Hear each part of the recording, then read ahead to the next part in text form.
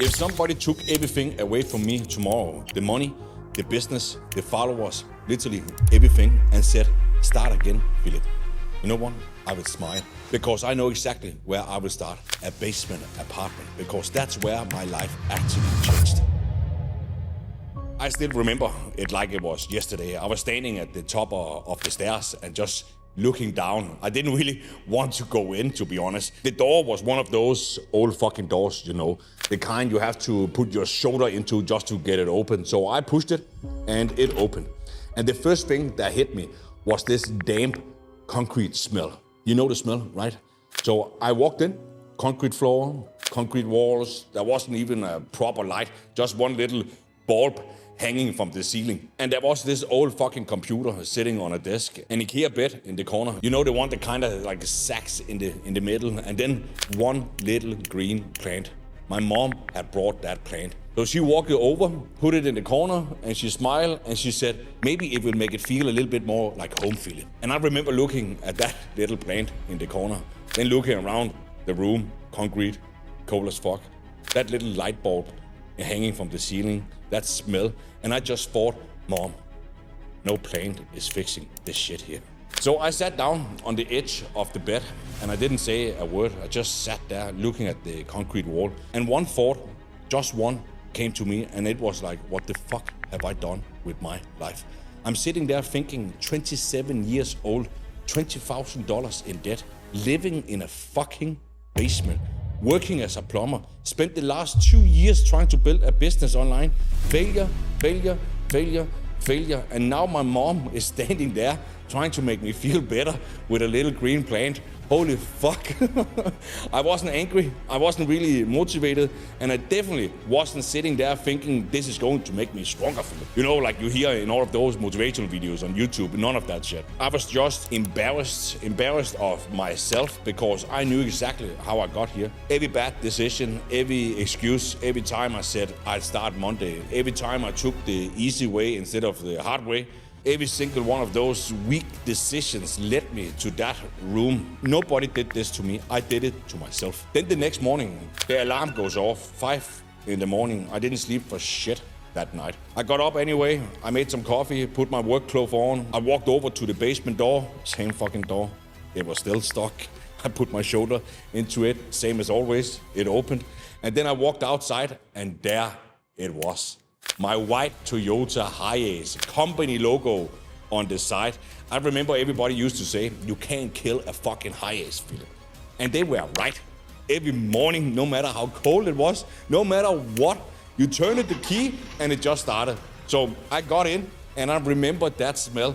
It hit me straight away. You know, old cigarettes, dirty work pants on the side, cold coffee still sitting in the cup holder from yesterday, frost all over the windshield, tools sliding around in the back every time I took a corner. And then I turn on the radio, the same fucking songs, same goddamn gossip, the same people talking about other people's lives, other people's problems, other people's drama. Meanwhile, my life was going nowhere. So I just turned it off. I was like, fuck this shit here. I don't want to listen to this shit here anymore. So I grabbed my phone, found a motivational video on YouTube, because anything was better than filling my brain with gossip and stupid ass shit that wasn't going to move my life forward anyways. Most of it was bullshit.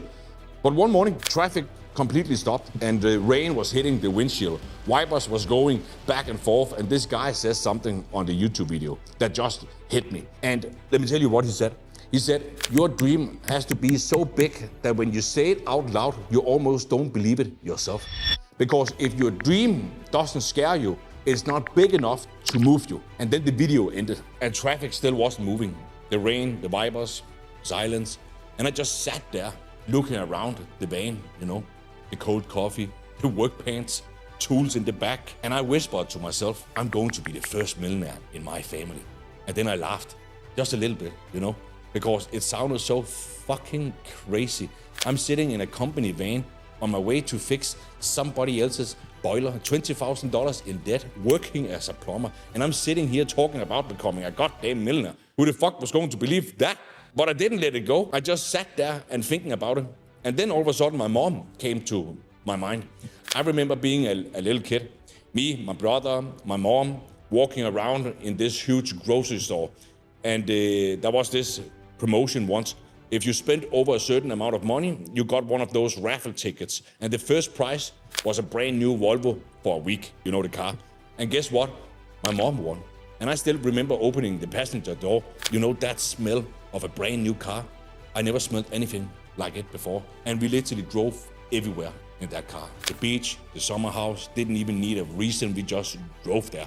And I remember looking over at my mom behind the steering wheel, and she was smiling, happy in a way I haven't seen very often. And then one night, we are sitting at the dinner table, and she just says, very quietly, almost to herself, you know, and she said, one day I'm going to have a brand new car.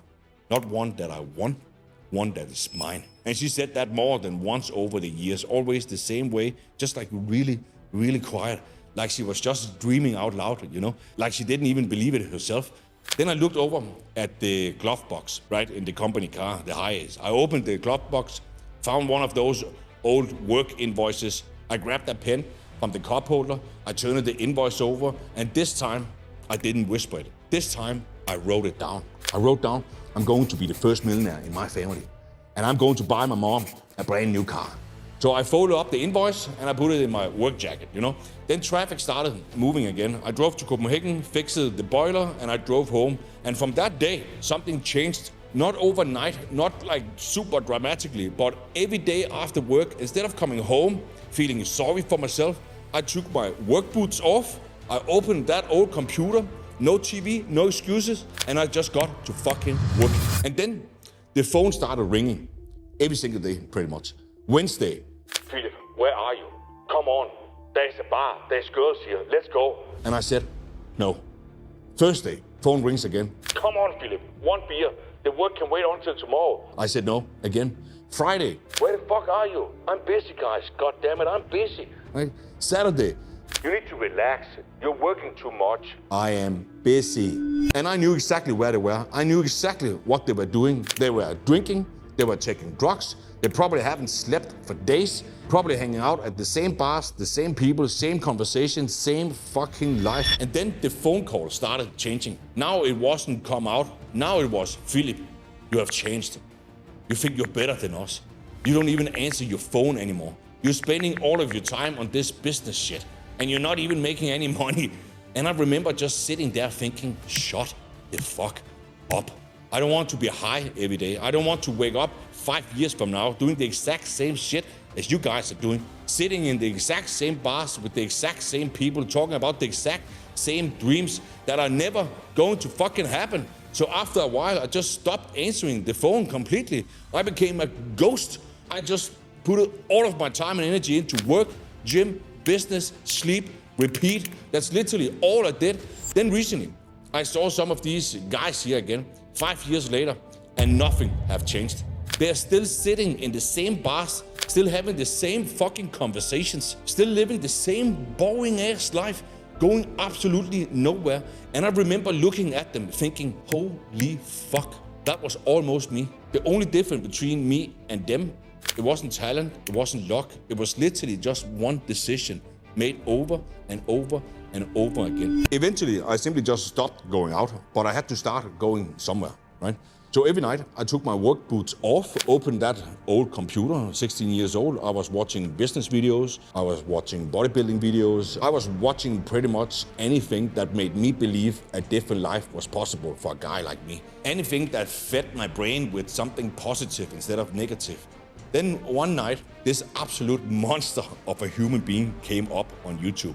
Massive, tattooed all over the place. He literally looked like a monster.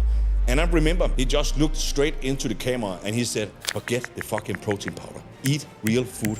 And I'm not talking about 4 or 5 meals a day. I'm talking about 6, 7, 8, 9, 10, if that what it takes. And I remember just sitting there and thinking, this guy is completely out of his goddamn mind. And I love it. And then I was like, I'm going to fucking do it. And then back then there was no ChatGPT. So I sat there with a calculator and a piece of paper trying to figure out how much fucking chicken do I actually have to buy to eat 6 or 7 times a day? And then the next day, I drove to Bilka, a big grocery store back in Denmark, and I grabbed one of those big trolleys, started throwing chicken in, more chicken, more rice, more oats, more eggs, standing there thinking, how the fuck am I going to eat all of this food here? And then I got home, I opened this tiny little fridge, and there was no chance, there was absolutely no way all of that food was fitting in there. So I called my mom. Mom, can I borrow some space in your freezer? And a few days earlier, she had driven all the way down to that basement with a little green plant. Now, she was also storing my chicken. Then I stood in that tiny kitchen for like 4 hours. Chicken and rice, container after container after container, until there was no room left. Literally, the kitchen counter was as big as this, probably, right? And then the stove was here. And the fridge was full, the kitchen was full. And because I lived in that tiny basement apartment, the bed was literally right behind me. I could almost sit on the bed while cooking my food. That's how small it was. So I started stacking Tupperware containers all over the bed. And then I just stopped and I looked at it. The whole bed covered in fucking Tupperware. And I just thought, this is either going to goddamn work or I have completely lost my mind. So Monday morning, I carried this ridiculous stack of containers into work. Everybody else had their sandwiches from the gas stations. And I've got enough chicken to feed a small village here. And one of the guys looked at me and he said, Philip, what the fuck is wrong with you? And I just looked at him and I said, nothing. I just kept it to myself. They thought I have lost my mind. And I thought I was just getting fucking started. While all of this was happening, the gym, the meal prep, the Tupperware all over the bed, the chicken and rice, I was still trying to build a business on the side, right? So I tried everything, dropshipping, flipping sneakers on eBay, YouTube automation, pretty much everything you could think of. And 2 years went by. Failure after failure after failure, nothing was working. Then one day, I found this mentor online. He was teaching people how to build a business using social media, promoting other people's products, and it cost $1,500. I didn't have fucking $1,500, not even close. So after work and after the gym, I drove to my mom's house. I knocked at the door, and before I even got inside, Zico came running, that little dog running around my feet like a complete maniac, like woo, woo, woo, woo, and barking and shit. So I got down on the floor, played with him for a minute, and then my mom looked over and said, Philip, I made some coffee, come and sit down. So we sat there at the dinner table, coffee on the table, a little bit of music playing in the background. And back then, we talked every single day about everything, the basement, the gym, the business, pretty much everything. She always knew exactly what was going on in my life. So I started telling her about this mentor and the system, and why I believed this one was different from everything else I have tried. And then I simply just had to ask, because I already borrowed money from my mom before for businesses that didn't work. And she knew that, and I knew that. And I still remember the look on her face. She looked at me, then she said, Philip, why is this time different? And I didn't even think. I just looked straight at her and I said, because this time here, Mom, this time, I'm willing to do whatever it fucking takes. Then I looked at her again and I said, Mom, if you believe in me one more time, I promise you, one day I'm going to change all of our lives. I promise you that. She didn't even say a word. She just smiled and she got up, walked into the other room, and then she came back holding her credit card. And she put it on the table, and I remember just sitting there looking at that card and then looking back at her. And all I could think about was that little green plant back in the basement. The one she will put in my basement apartment. She fucking believed in me, you understand? Long before I believed in myself. So I picked up the credit card and I promised myself, this time it's gonna fucking work. Then after that, I went home. I bought the program, of course. And for the next few weeks, I watched everything, and I mean everything. Every video, every training, every Zoom call recording. I wasn't missing a single fucking thing. And then I started posting, right? Every single day. I didn't try to be smart. I didn't try to reinvent anything. I just copied exactly what he told me to do. Then one day, I'm at work, another plumbing job, working in another basement. Big house we were building, concrete everywhere, dust everywhere. And I'm standing there drilling into the ceiling and hanging pipes up in the ceiling. And then we stopped for lunch. And I remember just sitting there, pulling out my chicken and rice, as always. And then I pulled out my phone, and I saw this email here. Commission earned $20. $20 fucking dollars. I looked at it. I refreshed the email. Still there. I refreshed it again. Still there. Again. Still there. Again. Still there. I must probably have refreshed that email 10, maybe, 15 times or something like that. And I just kept thinking, this can't be fucking real. And then I just stood up, started walking back and forth, thinking, holy fuck, holy fuck, holy fuck. This shit here actually works. Not, I actually made money. No, all I could think was, holy fuck, this actually fucking works. So I called my mom immediately. Mom, I fucking did it. Somebody bought for me from social media. I made $20. She started laughing and she was super happy. And then she said, Philip, $20 isn't going to change your life. I said, no, Mom, I know that. $20 wasn't going to change my life. I fucking knew that. And it wasn't going to change her life either. But that wasn't why I was excited. I wasn't excited about the $20. I was excited because everything I've been working towards, everything I've been written down, everything people have laughed at for the first fucking time didn't sound completely crazy anymore. And listen, I made millions of dollars since then. And honestly, fuck the millions. Those $20 at that moment in my life changed everything. Because those $20 proved it was goddamn possible. A plumber sounding like a broken Arnold Schwarzenegger could actually make money online. So I put my phone back in my pocket. I picked the drill back up. I started drilling again. And then I stopped. And I just looked up at all of those fucking pipes. And then I smiled to myself. And I just thought, a few more months of this fucking shit here, and I'm getting out of here. So 30 days after making those $20, I remember opening the dashboard. And it said $9,300. And I just sat there staring at it on the computer. And then I picked up my phone and I called my mom again. Mom, it's $9,300 now. She was so happy. She said, congratulations, Philip. And then she asked me, so where do we go from here, Philip?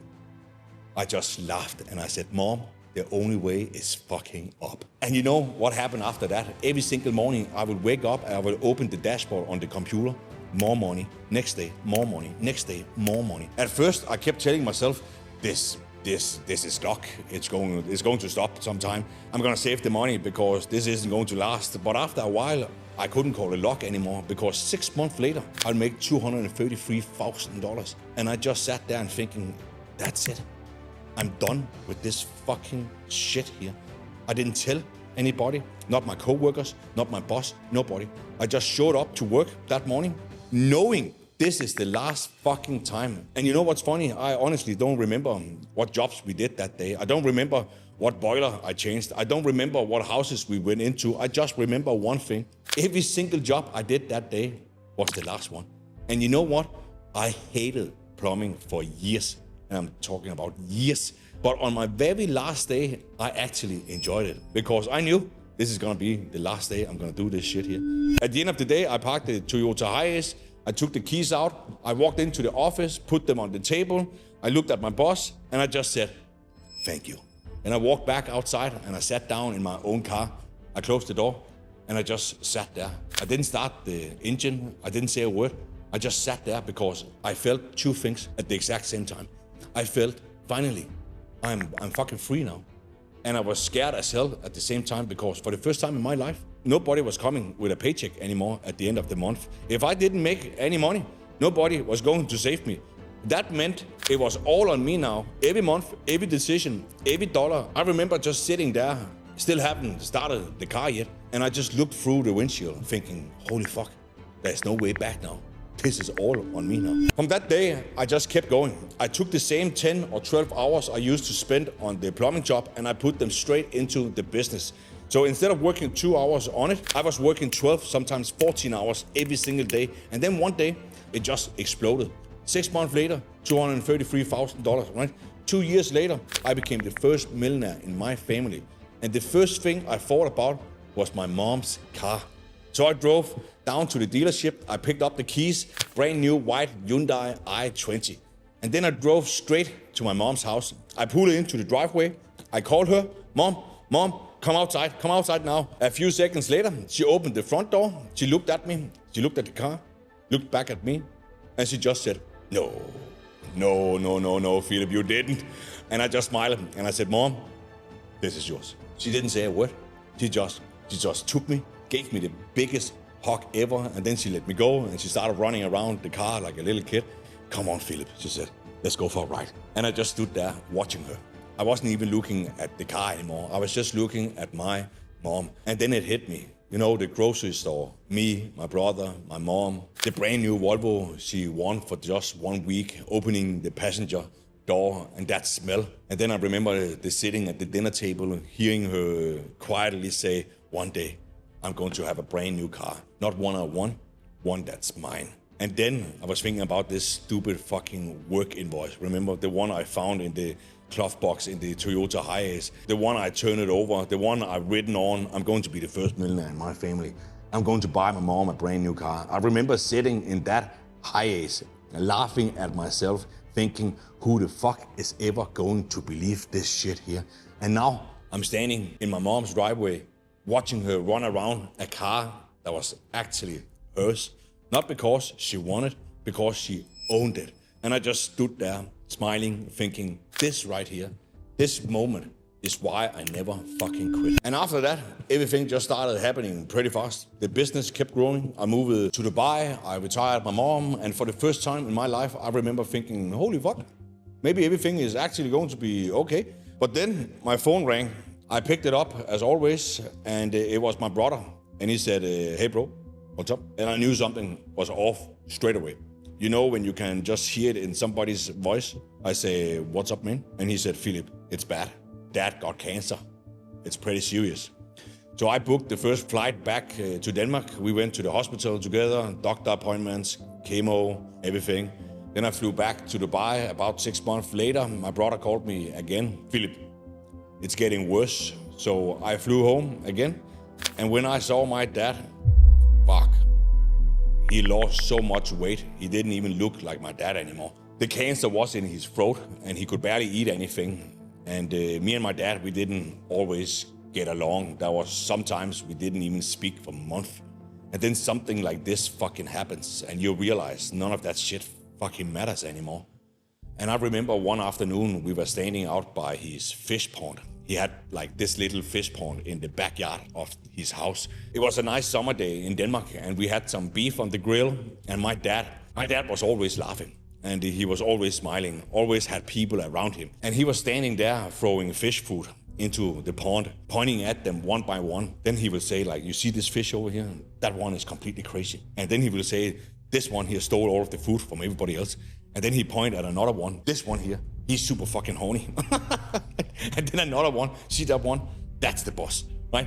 He had a little story about every single fish in that pond. And ever since me and my brother were kids, every time we came over at my dad's house, he would tell us what every single fish had been doing that past week. And we just stood there throwing food into the water, watching them all come up. We didn't talk about cancer. We didn't talk about hospitals. We just stood there watching fish together. And yeah, I miss my dad a lot. And then I flew back to Dubai that time. And before I flew back to Dubai that time, I took him shopping because nothing fit him anymore. He lost so much weight. So we bought him clothes that actually fit him so he could feel maybe a little bit more like himself again, maybe get a little bit confidence back. And then I gave him some money and I said, buy the good protein powder. And he just looked at me and started crying. And then he said, Philip, I'm proud of you, son. A few months later, he was gone, just like that. And people always ask me if all of the money, the business, the cars was worth it. The truth is, I would give every fucking dollar back just to stand by that fish pond with my dad one more afternoon. And you know what? People watch videos like this and they think, Philip, you're different. No, not really. I'm not different. I'm just a plumber from Denmark who got so fucking sick and tired of his own goddamn bullshit that I finally decided to do something about it. And that's it. And if there's one thing, just one thing I hope you take away from this whole video is this. You are probably a lot closer than you think. Maybe you're sitting in your own basement right now. Maybe it's dead. Maybe it's a job you fucking hate. Maybe it's looking in the mirror and not liking the person looking back. And listen, I've been there and I know exactly how that feels like. And if there's one thing I learned, it's that your life doesn't change because of one big moment. It changes because of one decision made over and over and over again. The basement, the Toyota Hiace, the little green plant, the stupid fucking work invoice, the $20, my mom's car, my dad's fish. None of those moments changed my life on their own. But together, they built the man sitting in front of you today. And that's exactly why I built the Whatever It Takes challenge.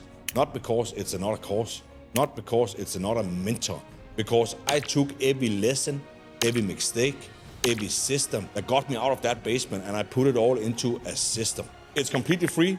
Give me 30 days, do exactly what I tell you to do. Build your body, build your mind, build your future. One small win every single day, because if you can't win small, how the fuck do you expect to win big? And maybe a few years from now, you will be sitting in front of a camera, just like I am right now, telling your story, inspiring somebody else to never fucking give up. If you're willing to do whatever it takes, I see you inside. Let's get it.